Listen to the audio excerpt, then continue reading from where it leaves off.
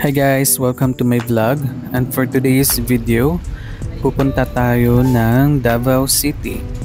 So, for more than a decade, ngayon lang kami makakabalik ng Davao City.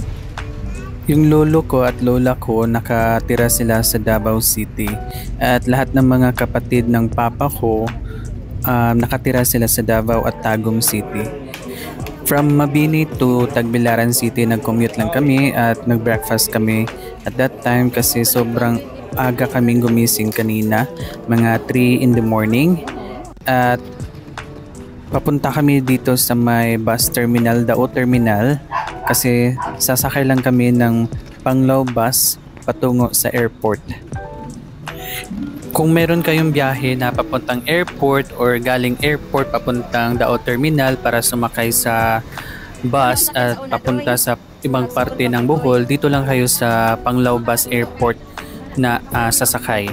So sa Dao Terminal yung point station niya papuntang airport at pabalik. So yung pamasahin niya is nasa 85 pesos for adult. And for student, nasa 70 pesos.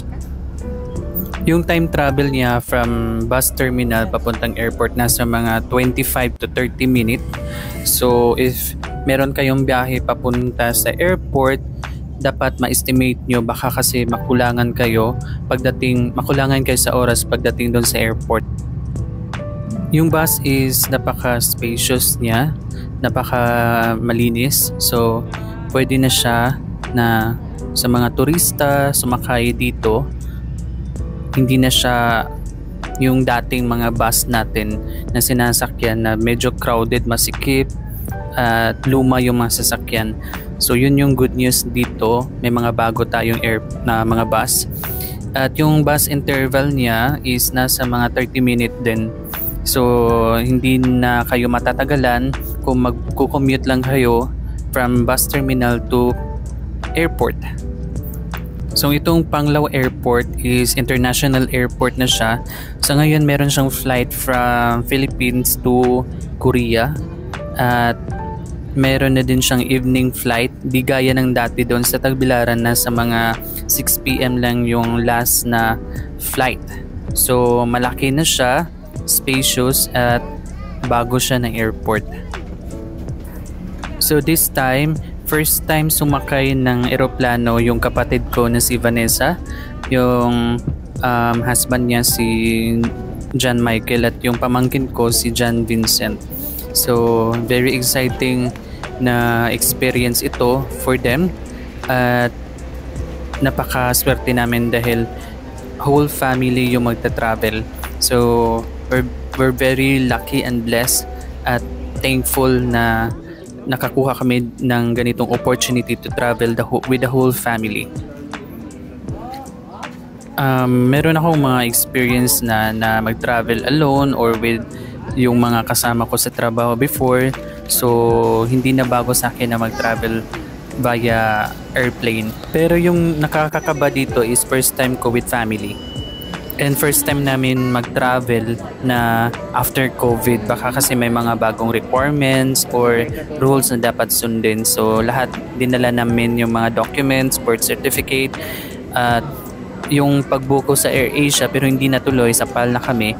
May nakita ako na requirement doon na certificate sa MSWD sa bata kasi need ng certificate, pero as per sa MSWD hindi na kailangan kasi with family na, with the parent kasi yung travel. So needed lang siya pag hindi parent yung kasama. So yun, so far walang problema yung mga papeles namin, okay naman lahat. Yung mga bagahe namin hindi naman nag-overload. Yung importante kasi is yung pabalik. Medyo madami kaming dadalhin pabalik kasi mayroong mga gift, mga bibilhin doon. So yun yung challenge pagbalik namin sa Bohol. At this time, yung pamangkin ko, first time niya makakakita na in person ng eroplano. Kasi doon lang sa TV siya nakakakita, yung toy niya, airplane. So sobrang saya niya at that time. So I enjoyed the bonding ng pamangkin ko. At yung sasakyan namin papuntang Davao is Philippine Airline. Big airplane. Pero yung nakikita nyo na airplane, malaki siya. Hindi siya yung plane na sasakyan namin papuntang Davao. That plane is papunta yan ng Manila. So kakalanding niya lang at pabalik din yan ng Manila. Airplane doon. So itong travel namin via plane, last minute lang siya. So mga 1 week prior lang namin siya na-book. So medyo yung flight namin is medyo pricey na siya compare kung mag-advance booking ka 1 year. So wala kaming choice kasi if mag-via Cebu kami, slight lang yung difference niya. Nasa 1,000 pesos each. So parang hindi siya advantage kasi pag papunta ka ng Cebu, magbabayad ka pa ng ferry, ng sasakyan, papuntang airport. So, hindi siya advantageous sa amin at makukulangan kami sa time, di ba? So, yun, binook na lang namin is Panglao to Davao City. Kasi very slight lang yung difference niya. Pero if ever na advance booking, mas better talaga na mag-via Cebu to Davao kasi malaki yung difference niya if ever na mag-book kayo in advance. And other way na papunta doon sa Davao is via commute talaga or via seaport. Sasakay kayo ng barko from Hagna going to Cagayan or going to Butuan. So, pagdating nyo doon, magbabas kayo papuntang Davao or Tagum City. Pero this time kasi, limited lang yung available time namin papuntang Davao. So, pag magta-travel kami ng bus at barko, kakainin yung time namin na available namin. So, baka yung time lang namin na makapag attend ng reunion or gagala is sa mga 2 days na lang. So yung other 2 days sa travel lang talaga siya. And hirap kami na mag-travel ngayon via barko or bus kasi meron kaming kasamang bata. So we don't know na yung parang need siya ng CR or baka maiinip yung bata. So hindi siya advisable na mag-commute or magbarko muna or magbus. So, we're very thankful na naka-get kami ng opportunity na mag-airplane talaga. So, yung pagsakay namin ng aeroplano, yung mga bagahe namin, very smooth yung operation nila. Ito yung plane, maliit lang siya compared dito sa regular na plane na papuntang Manila. So, at this time, yung flight lang ng airplane papuntang Davao galing Bohol is itong PAL lang yung available niya. So wala yung AirAsia, wala yung Cebu Pacific. Pero I don't know lang kung merong mga airline na nag-o-offer, but nung nag-book ako, Philippine Airline lang yung available. At yung time niya ng flight is nasa morning lang siya. So from 10, kung galing ka ng Davao, mga 10 or 11 in the morning papuntang Bohol, darating siya ng 12 at pabalik naman is 12 to 1 p.m. So yan lang yung oras ng flight from Davao to Bohol or Bohol to Davao. Pero baka next time madagdagan yung flight from Bohol to Davao kasi yung pagsakay namin that time puno naman yung airplane. So baka next time madaming offers na or time available kasi okay naman yung papuntang Davao kasi morning, pero yung pabalik sana meron ng parang afternoon, may nasa mga 3 p.m. or 4 p.m. kasi sayang din naman yung oras na pwede ka pang gumala in the morning dun sa Davao. 'Di ba, sa mga nagta-travel talaga or gustong ma-enjoy or ma-maximize yung time, meron pang time in the morning na at least makapamili ng mga pasalubong or maka-visit doon sa mall kasi may bibilhin, dadalhin doon sa Bohol. At nakakapagod pa lang mag-voice over, no? So gusto ko munang i-share yung experience dito sa airplane. Maliit lang yung plane namin at nung nasa ibabaw na kami, medyo malakas-lakas yung turbulence niya kasi maliit lang nga yung plane. Pero so far, okay naman yung experience namin. So dito makikita natin yung Panglao Island at yung banda niyan, yung bandang portion niyan is at I think that's South Palms area, yung Bohol Beach Club. So makikita nyo talaga na white sand beach yung dagat niya at sobrang ganda. So yung flight papuntang Davao is very short lang. Actually short lang siya, hindi yung arrival time is 1:40. Hindi kami dumating ng 1:40. So nasa mga 1 PM nasa Davao na kami, then palanding na. 1:40 is yun yung time na lalabas na kami ng departure. So sobrang short lang yung flight niya. So this time nakarating na kami ng Davao International Airport. So far maganda yung airport niya. At yung family ko yan, maliit lang kami na family. So dalawa lang kami magkapatid, and meron akong pamangkin dit yung husband niya. So we're very excited at that time na makapunta ng Davao kasi more than a decade nga yung inantay namin para makabalik kasi noon medyo busy talaga, nag-aaral pa ako, then medyo limited pa yung budget namin for travel.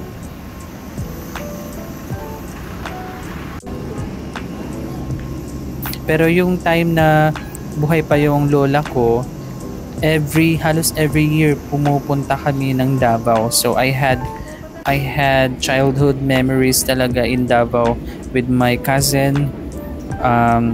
Nakakamiss yung bonding namin before. This time we need to catch up with our cousins. So marami na kami mga pamangkin din. So we have to get to know each other kasi medyo malaki na yung family Amura. So yung papa ko nasa more than 12 yung mga kapatid niya at siya lang yung nasa Bohol. So kami lang yung hindi masyadong nakakakilala sa mga cousin namin or sa mga pamangkin namin. So pagdating namin sa Davao, sinundo kami sa isa sa mga kapatid ng papa ko, si Auntie Malda. So ever since na pumupunta kami ng Davao, si Auntie Malda talaga yung napaka maasikaso sa amin. Lalo na nung bata pa ako, talagang kinukuha kami, dinadala kami sa mga magagandang lugar. So nung bata ako, I have so much memories na kasama siya. Yung mga nakakain kami ng first time ganitong pagkain, pumunta sa ganitong lugar. So this time, I'm so thankful na andito pa rin siya. Not for me, but for my pamangkin na. So I'm very excited na kung ano mang plano ng tita ko, si Tita Malda, kung saan kami igagala dito sa Davao. Yung problem lang talaga is may reunion pa kami at very limited yung time. Nasa 5 days lang kasi including travel back and forth, and then may reunion pa. At sabi nga ng tita ko, sana meron pang other time talaga para gumala kami outside Davao City. Baka pumunta kami doon sa Tagum, at before pumunta kami ng New Bataan, naligo doon. So doon din sa Samal Island, kaso nga lang limited yung time. So this time we need to maximize kung saan kami pupunta. Ayun, nakapunta kami sa bahay nila. Then after that, pumunta talaga kami sa cemetery kasi need namin pumunta at mag-visit kay lolo at lola. So nung namatay si lola, hindi ako nakasama sa paglibing niya. Nasa Bohol lang ako kasi at that time nasa college na ako, then medyo hindi kakayanin sa oras na pumunta pa ako ng Davao. So sila mama at papa lang. So ito yung Davao Chinese Cemetery. So andito nakalibing sila lola at lolo. Yung lolo ko is Chinese, yung lola ko is Pinay, pero kasama silang dalawa nakalibing dito. So nung bata pa ako, hindi ko talaga makakalimutan itong cemetery na nandito sila lola at lolo. So nasa bandang gitna yung libingan nila. Makikita nyo na napaka-organized din yung cemetery nila. So ito yung lola at lolo ko. So yung lolo ko namatay siya before ako pinanganak yata. Then si lola namatay siya year 2013. So nasa mga college ako. So magkatabi silang inilibing. At so far ang ganda at sarap sa pakiramdam na nakabalik ako dito at nakabisit kay lola at lolo. Yun din, mayroon akong maraming memories with lola din. Kasi si lola parati siyang bumibisita sa Bohol before nung maliit pa ako. So napakakulit ko din those times. So meron din akong time na pinagalitan ako ni lola, pero mafe-feel mo talaga yung love ni lola as sa akin. Kasi before binibilhan din niya ako ng mga laruan, dinadalhan ng mga pagkain. Pero yung bandang time na lumalaki na ako, tumatanda na si lola. So medyo hindi na siya active talaga na dadalhin kami sa mga magagandang lugar. At yun, nung tumanda na si lola, nagkasakit siya ng Alzheimer. So hindi na siya nakakaalala sa amin. So hindi na siya nakabalik ng Bohol nung nagkasakit na siya ng Alzheimer. So napakasad ng mga oras na yon, ng mga panahon na yon, kasi parang yun nga, lumaki na ako and nakakatanda na ako sa mga nangyayari. Pero those time naman, yun yung time na nagkasakit ng Alzheimer si lola. So hindi talaga swak yung time, yung banding namin ni lola. Pero at least yung medyo bata-bata pa ako, naaalala ko talaga yung kabutihan ni lola sa akin. Then this times, sakto yung caretaker ng libingan nila lolo at lola andyan at that time. So malinis yung area pagdating namin. Kasi parang siguro nakabalita yung caretaker na magre-reunion yung family. So need na malinisan yung libingan nila lola at lolo. So itong Davao Chinese Cemetery is nasa gitna talaga siya ng city. So sabi ng tita ko, medyo fully booked yung cemetery. So parang need sila mag-expand. Pero merong ibang portion na bakante, pero sabi daw meron nang nakabili ng area doon. At di gaya ng setup dito kay lola at lolo na meron talagang space enough for them. Yung available na is konti na lang yung space.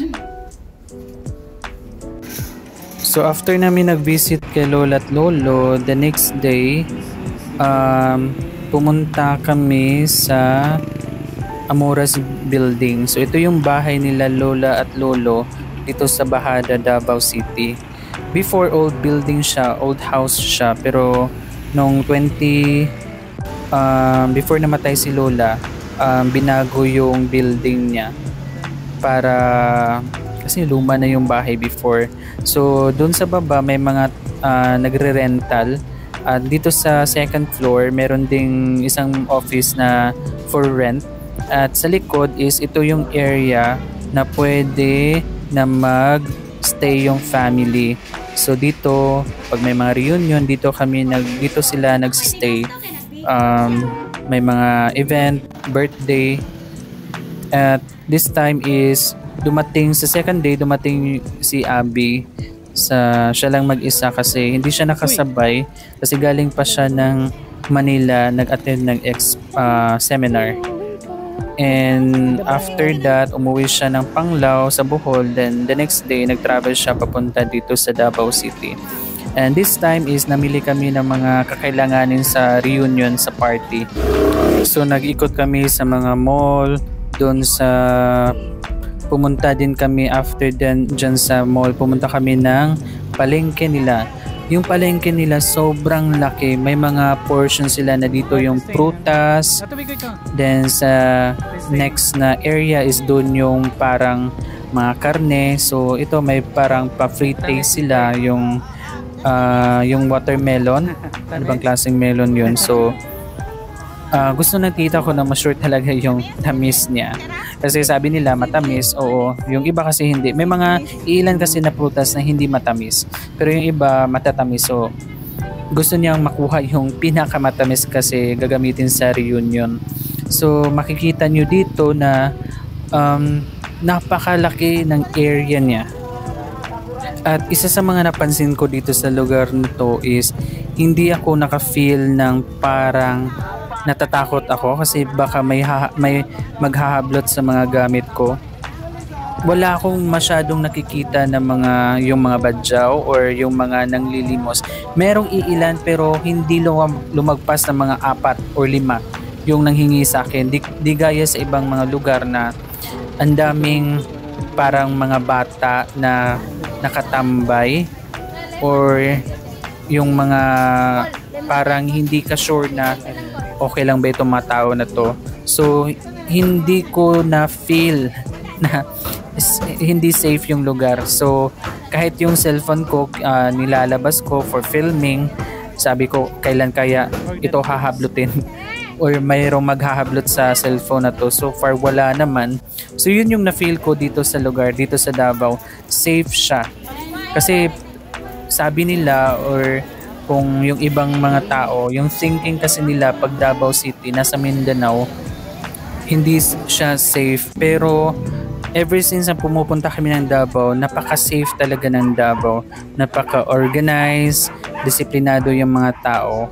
Then, kung gaano kalaki yung lugar, hindi siya makalat. Wala masyadong basura talaga. So may nagme-maintain, sila mismo nagliligpit ng kanilang mga basura. So dito na portion is mga gulay. After namin na mamalengke, uwi muna kami at dadalhin yung mga pinamili namin dun sa Amoras Building. At this portion, ito yung sinasabi nila na wireless street. So makikita nyo na sobrang ganda, hindi makalat. Yung mga normal na mga gusali sa mga syudad na marami talagang wire na nakakabit. Then sobrang napaka-disorganized yung lugar. So dito sinimulan nila yung wireless na sistema. So hopefully ma-apply ito sa buong syudad ng Davao City. And first time ito I think this is first time sa Philippines na ganitong wireless street na ibinaon talaga sa lupa yung mga kable. So makikita nyo na napakaganda ng lugar.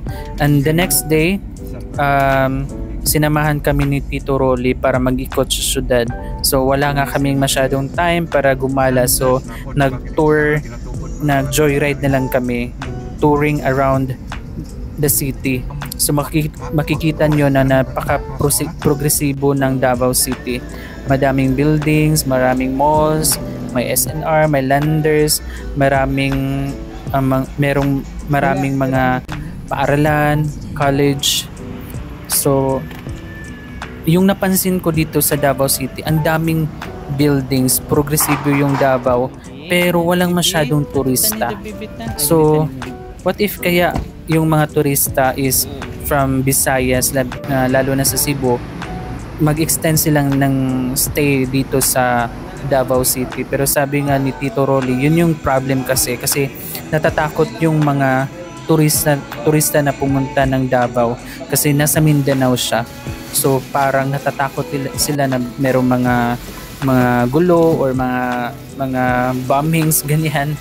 So far sa experience ko talaga wala naman. So dito na area, bumili si Tito Rolly ng tuna para gagamitin sa reunion. So dito yung mayroong mga nagbibenta sila ng mga premium na tuna. And madami ka rin pwedeng pagpilian ng mga iba't ibang klase mga fish dito. At sunod, pumunta kami dito sa may Coastal Road bago ito na daanan. At makikita dito yung dagat at yung Mount Apo. So yung Mount Apo, makikita lang dito at napakaganda niya. Kaso lang medyo cloudy, napaka-cloudy niya, so hindi namin makikita yung tuktok niya. Pero sabi ko baka next time ito yung reason baka pumunta kami ulit dito sa Davao kasama si Abby. Kasi parang mahilig din ako sa hiking. Pero sabi ni Tito, need talaga siya ng preparation. Sabi niya mga 2 to 3 months kasi hindi biro ang pumunta at mag-hiking talaga sa Mount Apo kasi ito yung pinaka-tallest mountain in the Philippines. So, need talaga siya ng preparation. At yun, pumunta kami doon sa building sa Amores Building. Nag-prepare na kami for the reunion. So, nagluto muna kami at yung venue is dito sa rooftop. So, party in the middle of the city. So, nasa syudad lang talaga siya. Nasa harap siya ng mall ng Victoria Plaza. Katabi niya is yung NBI. At yun pagkagabi, nagsimula na yung party. And at that time, kasama ko yung mga pinsan ko. So, nag-inuman kami and catching up. Kasi matagal-tagal na din yung time na nagkasama kami. So, it was fun. And the next day, parang 2 days na lang bago kami uuwi. So banding muna kami ni Abby. Then after that, pumunta kami sa kapatid ni Papa na medyo matanda na talaga. At dito, pumunta kami sa may pasalubong area sa Lola Abon. And ito yung mga kapatid ni Papa. Yan, mga auntie at tito ko. So, nakakamiss talaga sila. Ito yung area sa baba, yung second floor. So dito talaga yung venue pag may mga meetings or bonding or reunion or party or birthday.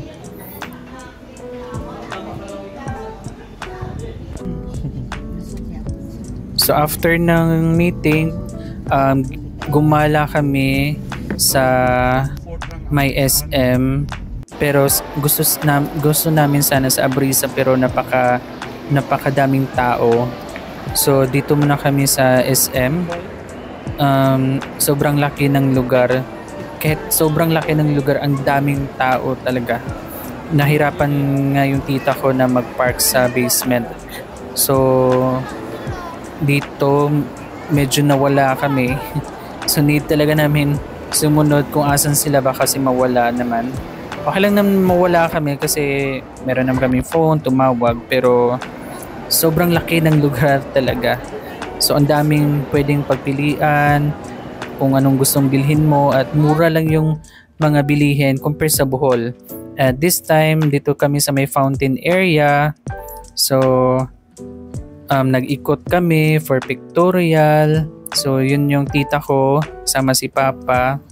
And meron sila ditong for pictorial. Ito yung stars at yung Davao City. So napakasaya namin at that time. Yung pamangkin ko sobrang nag-enjoy. So inuna muna namin yung gumala this time kasi baka wala na kaming time na mag-ikot. At sobrang ganda naman dito ng area. Pwede kami mag-picture. At may binili din kami dito sa mall for us. And bumili din kami ng something gift for auntie at uncle. Kasi nakakaya naman Pasko wala kaming binigay. And we're very thankful for them kasi every time na pumupunta kami talaga ng Davao, andyan sila Tito Rolly at Auntie Malda.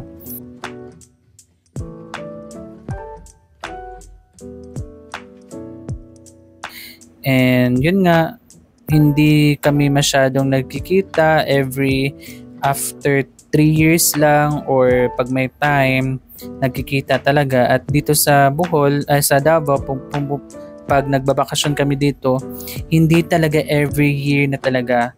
ever since yung namatay si Lola, hindi na kami nakabalik for more than a year, for more than a decade. So, ang ganda na ng lugar sa Davao, very progressive na, ang daming malls.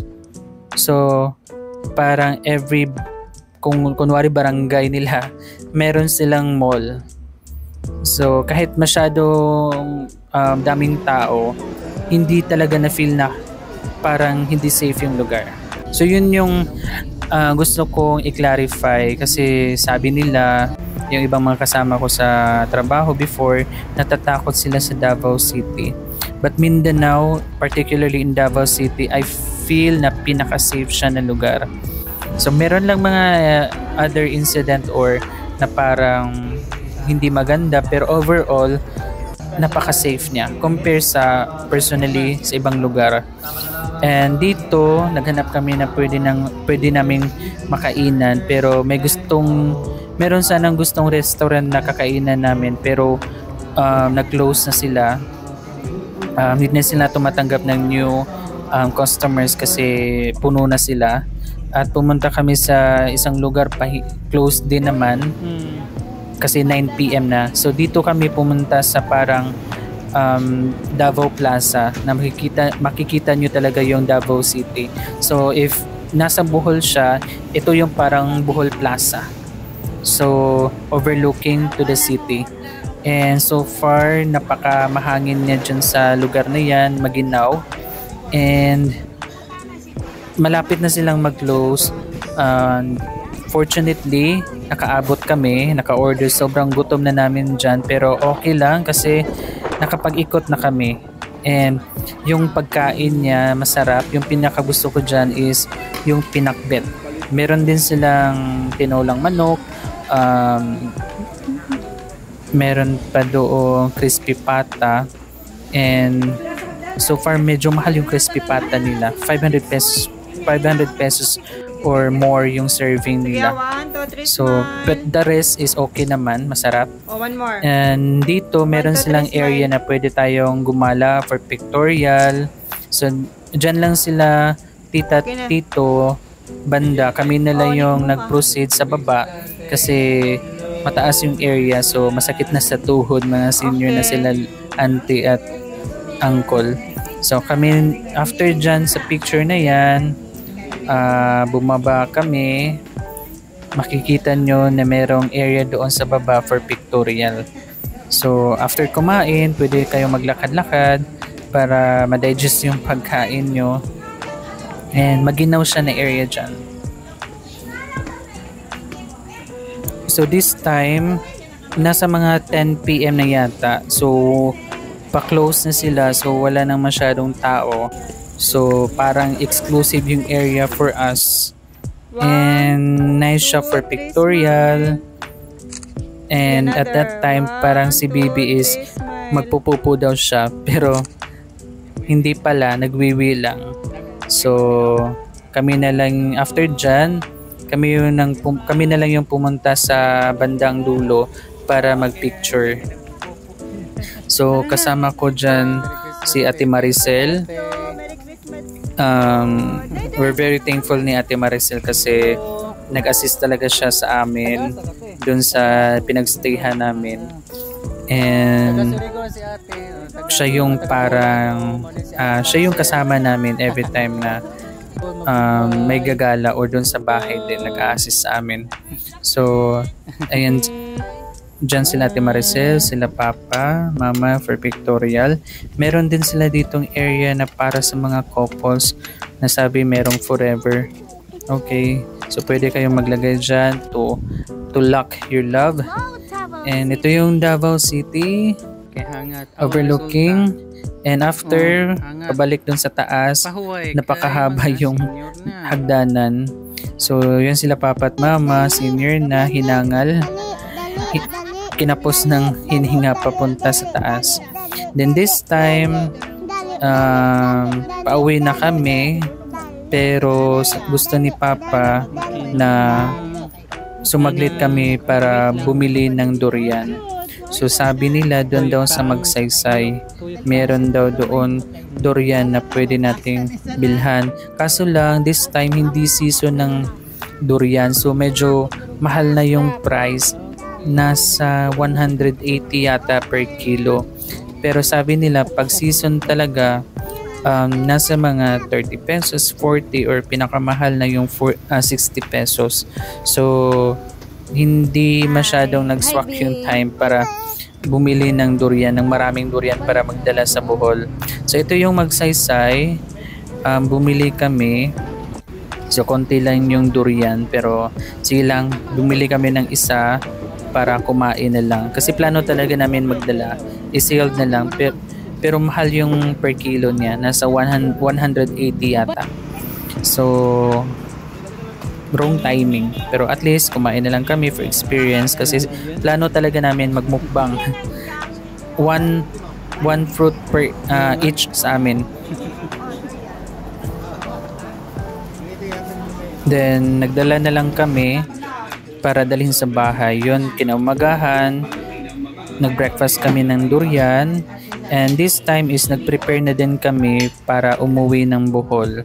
So ang daming mga, yan yung pusa nila tita, super cute, and napakaamo niya, and siya lang mag-isa. Dalawa sila pero kinuha yung isa. And this time, papapunta na kami ng airport. So, hinatid kami ni Auntie Malda. So, medyo traffic yung papunta doon. And buti na lang si Auntie, marunong siya or alam niya kung saan yung daan papunta sa airport para madali yung biyahe namin. So, ito medyo madami na yung mga bagahe namin papauwi. Fully loaded yan. So, 10 kilos each yung allowed lang namin. So, yung total is 7 kami. So, nasa 70 kilos. Yung bagahe namin is umabot ng 67 kilos. So, buti na lang hindi nag-overload kasi baka mag-additional kami. Medyo mahal talaga yung additional pag nasa counter na. So, sinecure muna baka kasi madala sa Manila instead of Bohol yung mga bagahe namin. So, after that, doon kami sa Mabuhay Lounge nakapag-stay before the flight. Buti na lang may kakilala kami, si Miss Marjorie. Yun siya, yung dumaan. Because of her, na-upgrade kami doon sa Mabuhay Lounge. So, na-experience namin yung food. And kasi medyo mahal talaga yung pagkain sa loob ng airport. So, nakapag-snacks kami before lunch. So, hindi masyadong gutom papunta ng Bohol. So, doon na lang kami sa Bohol kakain talaga ng lunch. So, it was a good experience. Thank you, Miss Marjorie. So, yun, pasakay na kami ng airplane. Bye-bye na Davao City. And maybe next time, sooner, babalik kami. Maybe not na parang Christmas talaga or pag may time, babalik kami ng Davao City para gumala doon sa Tagum naman. At yun, parang nakakamiss talaga yung Davao. Hopefully makakabalik kami. And this time is kompleto na kami. Nandito na si Abby. So for 5 days, yun yung total days na nagstay kami sa Davao, including the travel na back and forth. And yung pamangkin ko, sobrang saya, enjoy niya.